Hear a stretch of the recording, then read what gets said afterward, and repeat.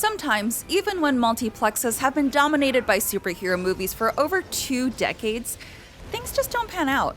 Occasionally, the best laid plans get their neck snapped like General Zod after a horrific battle that levels half of Metropolis.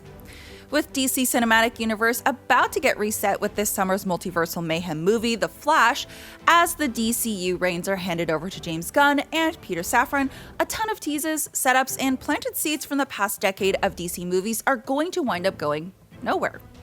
The Snyderverse is officially dunzo, so let's take a look at the many storylines that are getting the shaft. Gunn's DCEU means what once was will now never be. A lot has changed in the last few years. The wizard gave me superpowers. Shazam!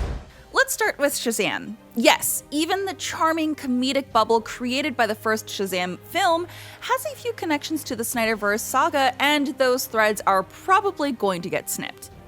Everything is still supposed to shake out and straighten up when Gunn's Gods and Monsters refresh kicks in, but these past few years definitely spotlight an awkward phase in the already scattershot DCEU.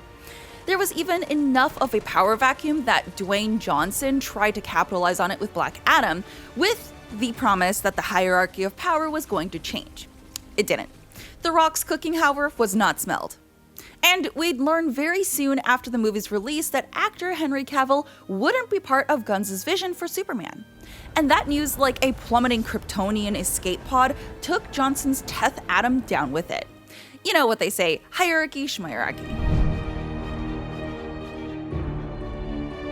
Johnson utilized his towering Tinseltown influence to get Henry Cavill into the post-credit scene of Black Adam, so that these two seemingly unstoppable heroes could come face to face and tease a future clash of champions. Now that Cavill's out as Clark, and it's very likely Johnson won't return as Black Adam, the entire thing's a wash. Of course, Johnson's not officially out as the all-powerful lethal anti-hero, but his discussions with Gunn made it clear there wasn't really a place for him in the initial Gods and Monsters rebrand. This also means no Superman and Shazam despite the post-credits scene from the first Shazam movie, giving us the Marty McFly's being erased from history version of Superman. And speaking of Shazam, the original intention was for his path to cross with Black Adam. Black Adam was a primary adversary for Shazam in the comics, and originally the character was supposed to be introduced via Shazam until Johnson got involved with the project. That is, and it was reworked to focus on Black Adam. We both know you're not supposed to be here. It is you who is not supposed to be here. In fact, because of his star power, there was a world where a Black Adam movie was going to come out before the Shazam movie. But ultimately, The Rock's film took 15 years to come to fruition, so it kind of missed the boat there. So yeah, in theory, Black Adam was on a collision course with Zachary Levi's Hero, even though it seemed like it had been dropped or sidelined in favor of going right to the Superman prize fight. But now, even if there were plans for Black Adam to interact with Shazam, like in the funny books, that could be dead in the water too. Please, I don't want to die! This is gonna be fun. The Justice Society of America was introduced in Black Adam as a pre-existing superhero squad that was implied to have a deep history and previous rosters, despite never having been mentioned in any DCEU film before it. Like most elements of Black Adam, their futures seem to be on hold, though who knows? Maybe the JSA will still be active in Gunn's new vision for the franchise. Assume there's only one way to gain magic. No. Shazam also gave us an ending with Mark Strong's Dr. Sivana meeting one of Shazam's oldest adversaries and a true DC deep cut, Mr. Mind, who is an evil alien worm with a genius-level intellect and hypnotic powers. He's also just a little guy, so small. Anyway, will this get picked up in Shazam Fury of the Gods? Fans spotted what they feel is a Mr. Mind Easter egg in the trailer, so we'll have to see.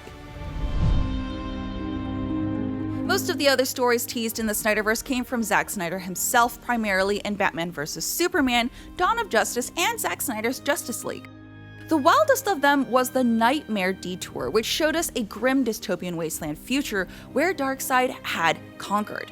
Superman was angry and evil, and Batfleck formed an uneasy alliance with Jared Leto's Joker and let a loose-screw crew of rebels, including Cyborg, Deathstroke, Flash, and Mera, to retake and undo the wasteland Apocalypse created, in part by the death of Lois Lane. We'll likely never get any follow-up on this now. That means no finding out what happened to Lois and why it turned Clark into the worst prison guard ever, or discovering how Harley died in Batman's arms. Will we ever see him kill Joker? And make no mistake, I will fucking kill you. Sadly, all of these teases are but nightmare dust in the nightmare wind. Dust. Wind. Dude. Shown in Batman vs. Superman and then confirmed by Leto's Joker and Zack Snyder's Justice League, Robin, this time Dick Grayson, not Jason Todd, was killed by the clown prince of crime and his costumed body was graffitied as a cruel Jake. This happened 10 years before the events of Batman vs. Superman, and to our knowledge, Batman never took on another sidekick. And these are the details we're left with. Maybe Ben Affleck's scenes in The Flash will shed some light, but ultimately this might remain a brick wall. I could fix things. You could also destroy everything. The Lex Luthor corner of Zack Snyder's Justice League teased out a few things. One was Lex being sprung from Arkham on the precipice of establishing the Legion of Doom in order to counteract the do-goodery of the Justice League. The second was Lex revealing Batman's secret identity to Joe Magneto Gelato's Merc with the mouth Deathstroke. Okay, so he's not the Merc with the mouth, but he's definitely a mercenary with an opening in his face. This particular plot nugget was to feed into a Ben Affleck solo Bat film, one that the Duncan fanatic would star in and direct. Let me guess. An eye for an eye.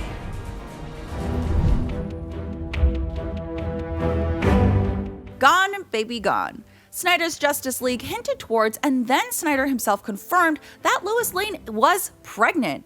This was to play out in the long term with her son Bruce Kent taking up the mantle of Batman. And this, obviously, was an ambitious planting since it would take a time jump that would age Bruce 2 up by a few decades. But now the DCU will look back instead of forwards for a new Caped Crusader, as Michael Keaton's Tim Burton-era Batman will wash his tights and leave his home for another to go around as the Winged Freak. Yeah. Not to mention whoever will play Bats in the Brave and the Bold movie too. The scene that actually closed out Snyder's Justice League involved Harry Lennix's General Swanwick coming clean as Ace Alien Martian Manhunter and revealing a secret to Bruce Wayne. The fact that it was the last image of a film that had multiple end tags seemed to suggest Double M would have had a huge role going forward, but this will likely be dropped too. Though, to be clear, aside from a few cases, we don't know the full breadth of who is still sticking around actor-wise and character-wise in Gunn's DCEU. Some folks will move forward and on into Gods and Monsters, like Viola Davis's Amanda Waller, who's getting her own HBO Max series, and probably also anyone Gunn worked with on the Suicide Squad and Peacemaker. So it's possible Martian Manhunter will stick around as well, probably even with Harry Lennix in the role.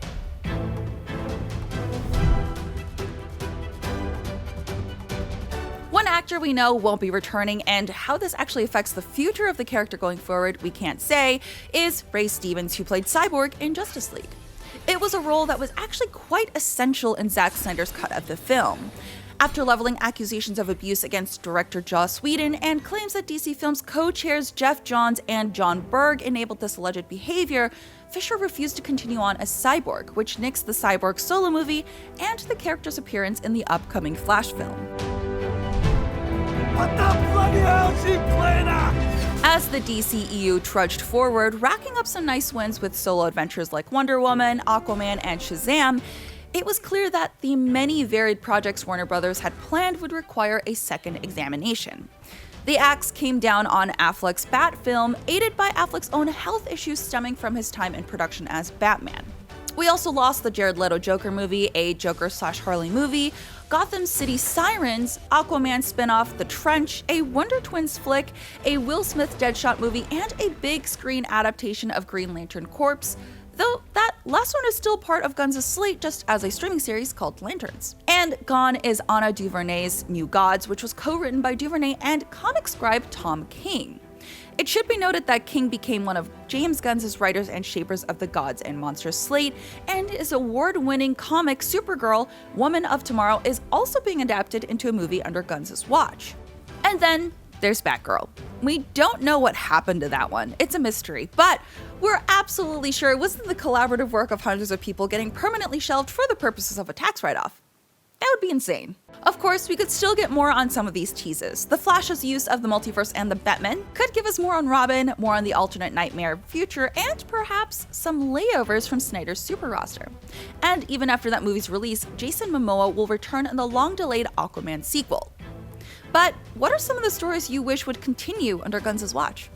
Let us know what stories you're bummed to see go bye-bye in the comments, and don't forget to like and subscribe to IGN.